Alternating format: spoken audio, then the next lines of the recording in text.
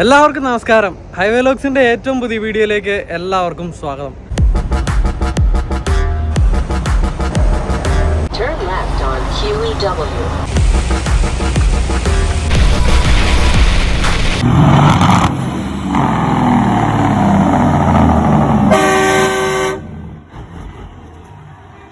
അങ്ങനെ നമ്മൾ ഇന്ന് പുതിയൊരു യാത്ര സ്റ്റാർട്ട് ചെയ്യുകയാണ്. ഒഹായോയിലേക്ക് തന്നെയാണ് നമ്മുടെ യാത്ര.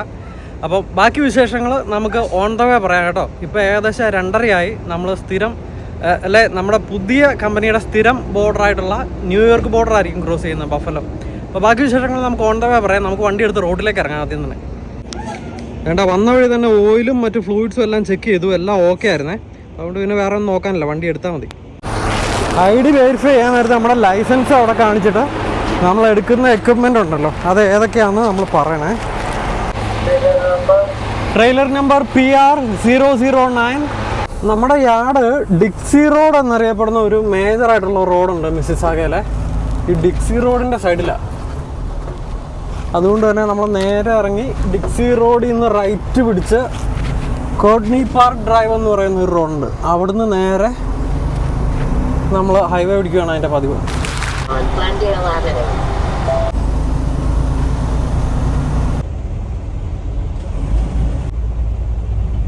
ഇതാണ് കോഡ്നി പാർക്ക് ഡ്രൈവിലേക്കുള്ള വളവ്.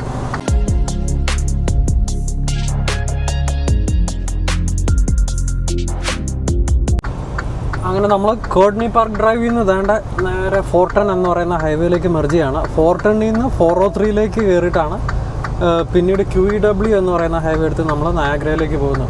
വേണ്ട, ഈ മെയിൻ ഹൈവേയിലേക്ക് മെർജ് ചെയ്യാൻ ഉപയോഗിക്കുന്ന ഈ ഒരു സെറ്റപ്പ് ഉണ്ടോ, ഈ ഒരു ചെറിയ സൈഡ് റോഡ് പോലത്തെ, അതിനാണ് റാമ്പ് എന്ന് പറയുന്നത് കേട്ടോ. അപ്പോൾ ഇവിടെ ഇങ്ങനെ നമ്മൾ സ്പീഡ് ചവിട്ടി കയറ്റി നമ്മുടെ ഈ ഒരൊറ്റ ലൈനിൽ ചവിട്ടി കയറ്റി ഹൈവേയുടെ സ്പീഡിനൊപ്പം നമ്മുടെ സ്പീഡ് എത്തിച്ചിട്ട് വേണം നമ്മൾ ലെഫ്റ്റിലേക്ക് മെർജ് ചെയ്യാൻ വേണ്ടിയിട്ട്.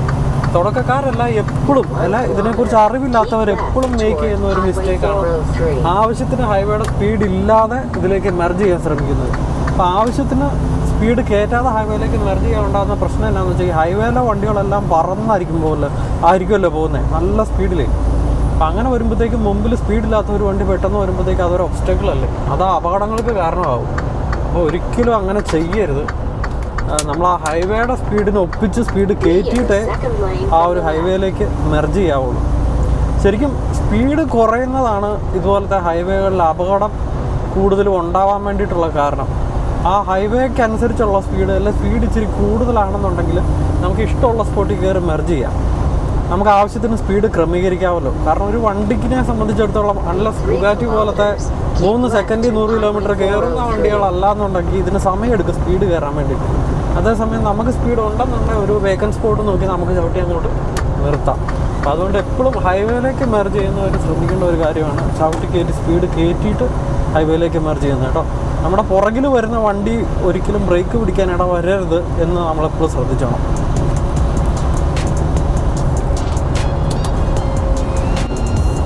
അങ്ങനെ നമ്മൾ 410 നിന്ന് 403 എന്ന ഹൈവേയിലേക്ക് പ്രവേശിച്ചിരിക്കുകയാണ്. അതോടുകൂടി മിസിസാഗ എന്ന നഗരത്തിൻ്റെ ബ്യൂട്ടിഫുൾ സ്കൈലൈൻ്റെ വ്യൂകളൊക്കെ നല്ല അടിപൊളിയായിട്ട് നമുക്ക് കാണാൻ പറ്റുന്ന രീതിയിലേക്ക് എത്തിക്കഴിഞ്ഞു കേട്ടോ. ഈ ഒരു ബെൻഡ് നല്ല ബ്യൂട്ടിഫുൾ ബെൻഡാണ്.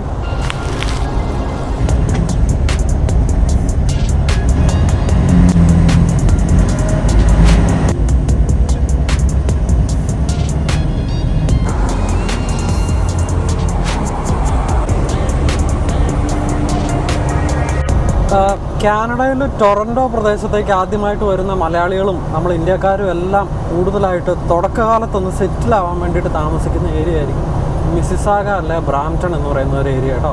എൻ്റെ ഗുണം എന്നാന്ന് വെച്ച് കഴിഞ്ഞാൽ ടൊറൻറ്റോ എന്നൊരു പേരുണ്ടെന്നുണ്ടെങ്കിലും ടൊറൻറ്റോ എക്സ്ട്രീംലി ഡൗൺ ആണ്. അപ്പോൾ അവിടെ ഈ പറയുന്ന പോലെ അക്കോമഡേഷൻസ് ഒക്കെ ആണെങ്കിലും ഭയങ്കര എക്സ്ട്രീംലി പ്രൈസി ആയിരിക്കും. അതോടൊപ്പം തന്നെ നല്ല തിരക്കായിരിക്കും അവിടെ. അപ്പോൾ കൂടുതൽ ഇൻഡസ്ട്രികളും വലിയ വലിയ കാര്യങ്ങളൊക്കെ അവിടെയാണ് ലൊക്കേഷൻ എന്നുണ്ടെങ്കിലും ഇപ്പം അത്യാവശ്യം ഇപ്പം സാധാരണക്കാർക്ക് വേണ്ടിയിട്ട്, അതായത് സെറ്റിലാവാൻ ശ്രമിക്കുന്നവരെല്ലാം ഒരു സാധാരണ ഹമ്പിൾ അവസ്ഥയിൽ നിന്നായിരിക്കുമല്ലോ സെറ്റിലാവാൻ ശ്രമിക്കുന്നത്. അപ്പം വേണ്ടിയിട്ടുള്ള പലതരത്തിലുള്ള അക്കോമഡേഷൻസ് ആണെങ്കിലും ഇഷ്ടംപോലെ ജോലികളാണെങ്കിലും എല്ലാം നമുക്ക് ബ്രാംപ്ടൺ മിസിസാഗ ഏരിയയിൽ നിന്ന് കിട്ടുവേ. അവിടുന്ന് അത്യാവശ്യം കുറച്ച് നാൾ ജോലി ചെയ്ത് ഒരു പ്രോപ്പറായിട്ടുള്ള നമ്മൾ ഉദ്ദേശിക്കുന്ന കരിയറിലേക്കൊക്കെ മാറി അത്യാവശ്യം സേവിങ്സ് ഒക്കെ ഉണ്ടാക്കിയിട്ടാണ് പിന്നീട് വീട് മേടിക്കുന്ന ഒരു സാഹചര്യം, അല്ല പ്രോപ്പർ സെറ്റിൽമെൻറ്റിൻ്റെ കാര്യം വരുമ്പോഴത്തേക്കും ആൾക്കാർ മൂവ് ഔട്ട് ചെയ്യുന്നത്.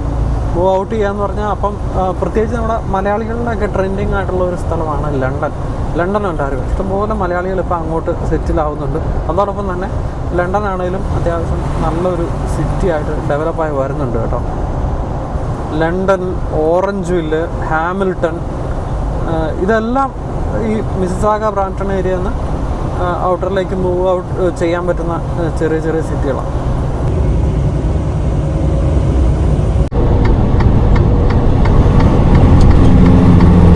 അങ്ങനെ വന്നു നമ്മൾ വേണ്ട ബേർലിംഗ്ടൺ എന്ന് പറയുന്ന ഒരു സ്ഥലത്തോട് അടുത്തിരിക്കുകയാണ്. ഈ വരുന്ന വണ്ടികളുടെ തിരക്ക് കണ്ടോ, എല്ലാവരും നയാഗ്ര പോയിട്ട് വരുന്നവരായിരിക്കണം.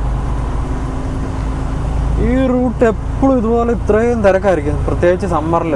എല്ലാവരും നയാഗ്ര പോകുന്നവരായിരിക്കും കേട്ടോ. നയാഗ്ര ഓൺ ദ ലേക്ക്. അങ്ങനെ നമ്മുടെ ഈ ടൊറൻറ്റോ ഏരിയനെ സംബന്ധിച്ചിടത്തോളം ഏറ്റവും ടൂറിസ്റ്റിക് ആയിട്ടുള്ള ഒരു സ്പേസാണ് നയാഗ്ര റീജിയൻ.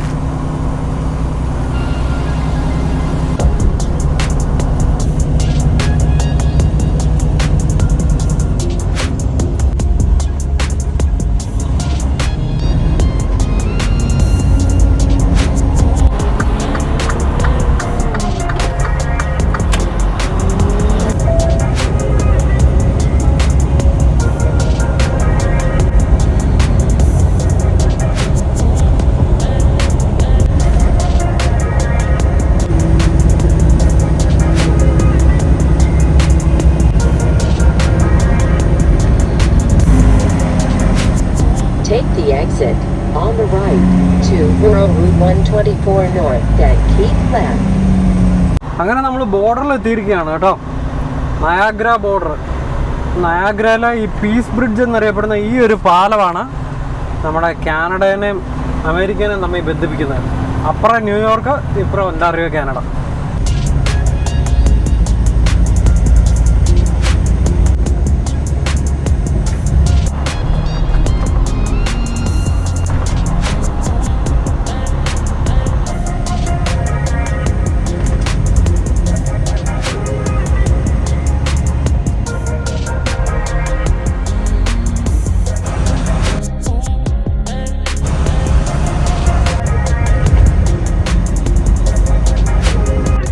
അങ്ങനെ നമ്മളിതാ മറ്റൊരു യാത്രയുമായി വീണ്ടും ന്യൂയോർക്ക് സ്റ്റേറ്റിലേക്ക് പ്രവേശിച്ചിരിക്കുകയാണ്. അടിപൊളി കുറച്ച് കണ്ടന്റുകളും വിശേഷങ്ങളും ഒക്കെ വന്നേച്ചാൽ മതിയായിരുന്നു. എന്തായാലും കാലാവസ്ഥയെല്ലാം നല്ല അടിപൊളിയാണ്, നല്ല സൂപ്പർ സൺലൈറ്റ് ആണ്. എന്തായാലും ഈ യാത്ര ഗംഭീരമാട്ടെ അല്ലേ.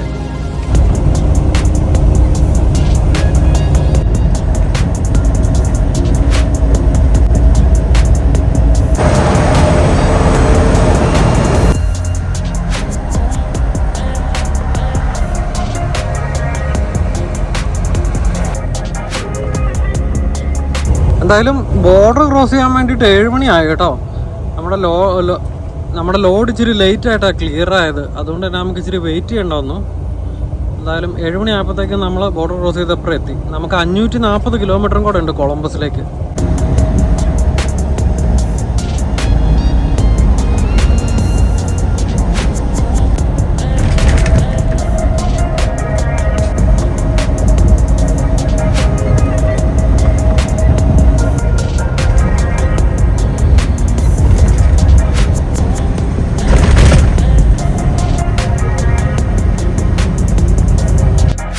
ന്യൂയോർക്കിലേക്ക് എന്തായാലും കയറിയ സ്ഥിതിക്കുണ്ടല്ലോ, നല്ല വിശപ്പ്. നമ്മൾ ഉച്ചയായപ്പോൾ ഇറങ്ങിയതല്ലേ, അതുകൊണ്ട് വേണ്ട ഈ മുമ്പിൽ കാണുന്ന ഈ ഒരു ചെറിയ പാർക്കിംഗ് ഏരിയ ഉണ്ട്, ഇവിടെ നിർത്തി നമുക്ക് എന്തെങ്കിലും ഫുഡ് കഴിച്ചിട്ടങ്ങ് പോകാം. ശരിക്കും ഈ ഒരു ട്രിപ്പുകളിലൊക്കെ ഉണ്ടല്ലോ നമുക്ക് ആവശ്യത്തിന് സ്പേസ് പ്രൈവറ്റ് ആയിട്ട് ഫ്രിഡ്ജ് ഉണ്ടെങ്കിലും വേണ്ട ഫ്രിഡ്ജിൻ്റെ അകത്ത് വെക്കാൻ മാത്രം സാധനമൊന്നുമില്ല. കാരണം നമ്മൾ ഒരു ദിവസത്തെ ട്രിപ്പിനൊക്കെ അല്ലേ പോകുന്നതല്ല, മാക്സിമം പോയാൽ 2 ദിവസം. അപ്പം ഇപ്രാവശ്യം നമുക്ക് നമ്മുടെ നീനൂസ് തന്നു വിട്ടേക്കുന്നത്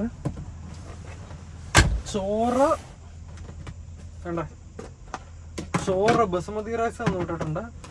അതോടൊപ്പം തന്നെ മുട്ടക്കറി, പിന്നെ പ്രോട്ടീന് വേണ്ടിയിട്ട് കുറച്ച് യോഗട്ട്. ഇതാണ് നമ്മൾ കഴിക്കാൻ പോകുന്നത്.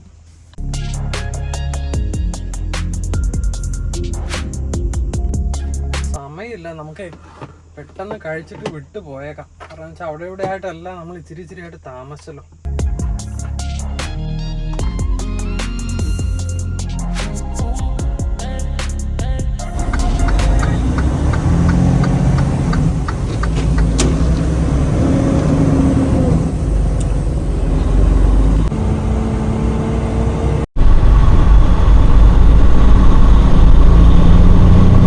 എന്തായാലും ഫുഡ് അടി എല്ലാം കഴിഞ്ഞ് നമ്മൾ തിരിച്ച് റോട്ടിൽ കയറി.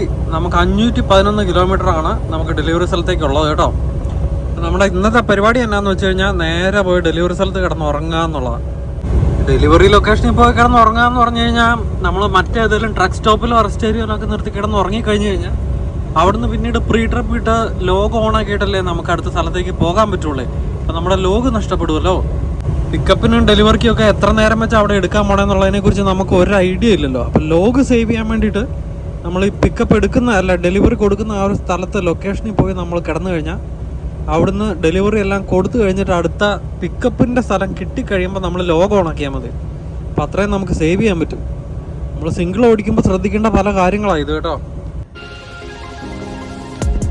ലൊക്കേഷനിൽ പോയി കിടക്കാന്ന് പറഞ്ഞാൽ അത് നോക്കിയും കണ്ടും ചെയ്യേണ്ട ഒരു പരിപാടിയാണ്. സ്കെച്ച് ലൊക്കേഷനുകളിലാണ് ഡെലിവറി എങ്കിൽ ഓവർനൈറ്റ് ഒറ്റപ്പെട്ട് കിടക്കാതെ ആൾ കണക്കൊക്കെ ഉള്ള ഒരു ട്രക്ക് പാർക്കിങ്ങിൽ തന്നെ കിടക്കുന്നതായിരിക്കും നല്ലത്. അല്ലെങ്കിൽ ലോഡ് വെക്കാൻ വരുന്ന കള്ളന്മാരെയും കൊള്ളക്കാരെയൊക്കെ ഒന്ന് ശ്രദ്ധ വെച്ച് വേണം കിടക്കാൻ. അപ്പോൾ ഉറക്കവും ഒരു വകയായിരിക്കും.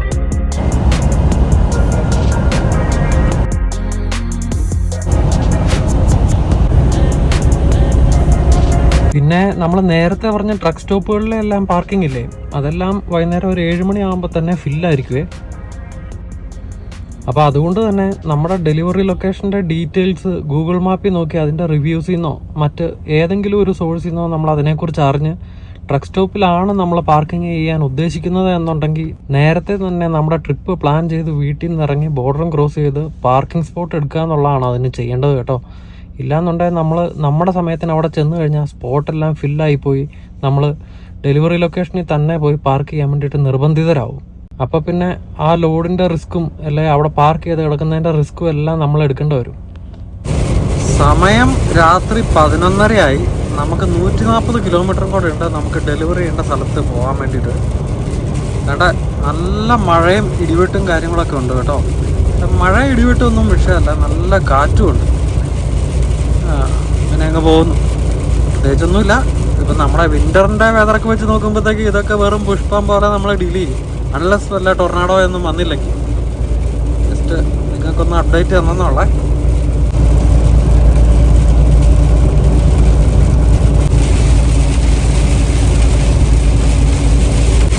ഒരു കണക്കിന് പറഞ്ഞാൽ മഴ പെയ്യുന്നത് നന്നായി. കാരണം എന്നാന്ന് വെച്ച് കഴിഞ്ഞാൽ ടെമ്പറേച്ചർ 26-27 ഒക്കെ ആയിരുന്നേ. അപ്പോൾ മഴ പെയ്യുന്നതോടുകൂടി ടെമ്പറേച്ചർ പയ്യെ ഡ്രോപ്പ് ആവുന്നുണ്ട്. ഇപ്പോൾ 21 ഡിഗ്രി സെൽഷ്യസ് ആണ്.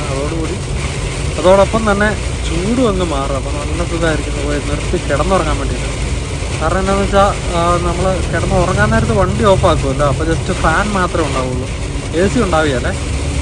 നല്ല ടെമ്പറേച്ചറാണ്, അടിപൊളിയായിട്ട് കിടന്നുറങ്ങാം.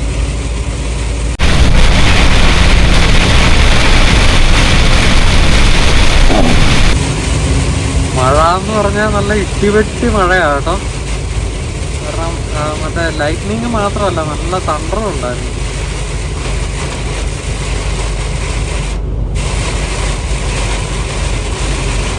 വേണ്ട നമ്മുടെ ഡോർ പാനലിലുള്ള ആ ഒരു ചുമല ലൈറ്റ് നിങ്ങൾ കണ്ടോ? അത് സംഭവം വേറൊന്നുമല്ല, നമ്മുടെ മിറർ അഡ്ജസ്റ്റ് ചെയ്യാൻ വേണ്ടിയിട്ടുള്ള സെറ്റപ്പ് ഉണ്ടോ. അപ്പം നമ്മുടെ മിറർ ഇപ്പോൾ ലെഫ്റ്റിലേക്കും റൈറ്റിലേക്കും അല്ല മുകളിലേക്കും താഴേക്കും ഒക്കെ തിരിക്കാനുള്ള അഡ്ജസ്റ്റ്മെൻറ്റിനോടൊപ്പം തന്നെ നമുക്കിവിടെ ഹീറ്റഡ് മിററാണ്. അപ്പോൾ അതിൻ്റെ ഹീറ്റിംഗ് ഓണാക്കാൻ വേണ്ടിയിട്ടുള്ള സ്വിച്ചാണ് ആ ചുമല ലൈറ്റ് കണ്ടത്. അപ്പം ഒന്നെങ്കിൽ വിൻ്ററിൽ അല്ലെങ്കിൽ നല്ല മഴ പെയ്യുമ്പോഴത്തേക്കും ആണെങ്കിലും നമുക്ക് ആ ഒരു ഹീറ്റിംഗ് ഓണാക്കി കഴിഞ്ഞ് കഴിഞ്ഞാൽ അതിൻ്റെ വിസിബിലിറ്റി നല്ല അടിപൊളിയായിട്ട് കൂടുന്നുള്ളതാണ്. പ്രത്യേകിച്ച് ഇപ്പോൾ വിൻ്ററിലൊക്കെ എന്ന് പറഞ്ഞാൽ ഈ മിററിലേക്ക് നല്ല ഐസ് പിടിച്ചിട്ടുണ്ടല്ലോ, നമ്മുടെ വിസിബിലിറ്റി ഫുള്ളായിട്ട് അങ്ങ് കട്ടാവുമേ. അപ്പോൾ മഴയത്താണെങ്കിലും നല്ല ഈ ഊത്തലൊക്കെ അടിച്ചിട്ടുണ്ടല്ലോ, നമ്മുടെ കാഴ്ച അങ്ങ് നശിച്ചു പോകുമല്ലോ. അപ്പോൾ ആ സമയത്തെല്ലാം ഹീറ്റിംഗ് ഓണാക്കി കഴിഞ്ഞാൽ മിറർ നല്ല ക്ലീനായിട്ട് നമ്മുടെ വിസിബിലിറ്റി അടിപൊളിയാകും.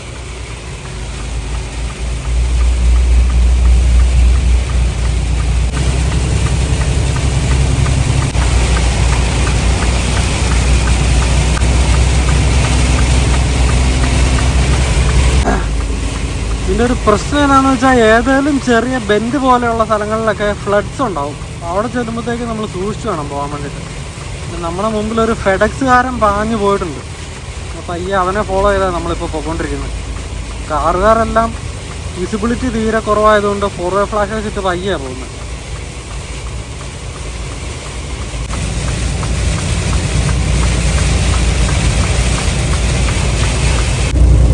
മഴയുടെ കാഠിന്യത്തിൻ്റെ കഥ പറയുമ്പോഴത്തേക്കും നിങ്ങൾ ചിലരെങ്കിലും വിചാരിച്ചേക്കാം പിന്നെ അവൻ്റെ ഒരു മഴ ഇതന്നെ നമ്മുടെ നാട്ടിലാണോ മഴയില്ലാത്ത, മഴയത്ത് ഓടിക്കണേനാണ് ഇവൻ ഇത്രയും ബിൽഡപ്പ് ഇടണേന്നൊക്കെ. പക്ഷെ സംഭവം വേറൊന്നുമല്ല, നമ്മുടെ നാട്ടിലെ പോലെ മഴയാകുമ്പോഴത്തേക്കും അല്ലേ നമ്മുടെ ഇത്രയും ഹെവി വണ്ടികൾ പോകുന്ന പോലെ ആ ഒരു സ്ലോ ആയിട്ടല്ലല്ലോ നമ്മളിവിടെ പോകുന്നത്.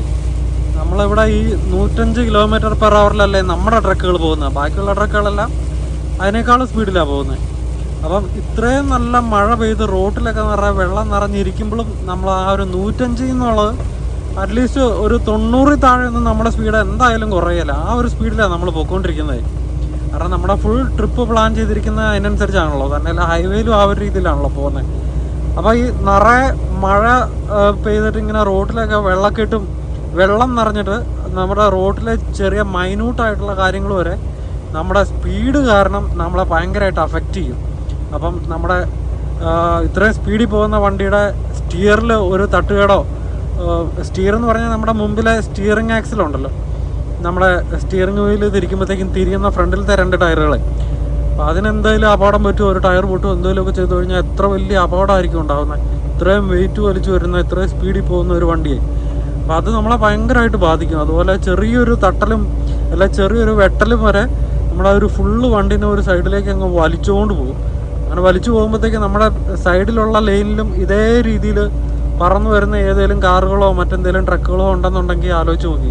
അപ്പോൾ അതൊക്കെയാണ് അപകടങ്ങൾക്ക് കാരണമാകുന്നത് അല്ലേ. അതൊക്കെയാണ് നമ്മളെ ഇതുപോലെയുള്ള മഴയത്തും മറ്റു പല കാര്യങ്ങളിലും നമുക്ക് റിസ്ക് ഉണ്ടാക്കുന്ന സാഹചര്യങ്ങൾ. അങ്ങനെ ഏകദേശം 12:30 ആകുമ്പോഴത്തേക്കും, അതായത് 12:37 12:40 കേട്ടോ ആകുമ്പോഴത്തേക്കും നമ്മൾ വേണ്ട ഒഹായോയിലെ കൊളംബസ് എന്ന് പറയുന്ന ടൗണിൽ എത്തിക്കഴിഞ്ഞു.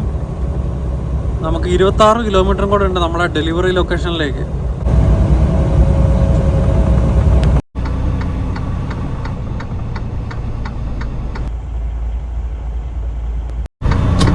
In 800 meters, turn right on Groveport Road, then enter the roundabout. അങ്ങനെ നമ്മൾ വേണ്ട നമ്മുടെ ഡെലിവറി ലൊക്കേഷനിലേക്ക് എത്താറായിരിക്കുകയാണ്. ചെറിയ ടൗണാണ് കേട്ടോ. നമുക്ക് എങ്ങനെയുണ്ടോ അവിടുത്തെ സെറ്റപ്പ്, നമുക്ക് രാത്രിയിൽ പാർക്ക് ചെയ്തിടാൻ പറ്റുന്ന സൗകര്യങ്ങളൊക്കെ ഉണ്ടോ, ഗേറ്റ് ഉണ്ടോ, അങ്ങനെയുള്ള കാര്യങ്ങളൊക്കെ ഒന്ന് നോക്കിയേക്കാം. നമ്മൾ ഗൂഗിൾ മാപ്പിൽ ഇവിടെ എത്തുന്നതിന് മുമ്പ് നോക്കിപ്പോയി കഴിഞ്ഞപ്പോഴത്തേക്കും എല്ലാം ഓക്കെ ആണ്, അത്യാവശ്യം ട്രക്ക് ഇടാനുള്ള ഒരു സെറ്റപ്പൊക്കെ ഉണ്ടെന്നാണ്.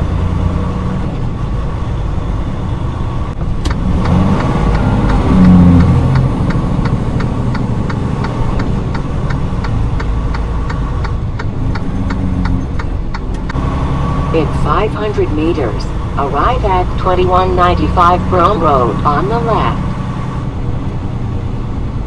നമ്മൾ നമുക്ക് ഡെലിവറി ചെയ്യേണ്ട ആക്റ്റീവ് സൊല്യൂഷൻസ് എന്ന് പറയുന്ന വെയർ ഹൗസിലേക്ക് എത്തിയിരിക്കുകയാണ്. ഈ കാണുന്ന വെയർ ഹൗസ് ഉണ്ടല്ലോ, ഇതൊരു ഗേറ്റഡ് പ്രോപ്പർട്ടിയാണ്. ശരിക്കും ഗൂഗിൾ മാപ്പിൽ നോക്കിയപ്പോഴത്തേക്കും ഗേറ്റ് ഉണ്ടെന്ന് അറിയില്ലായിരുന്നു.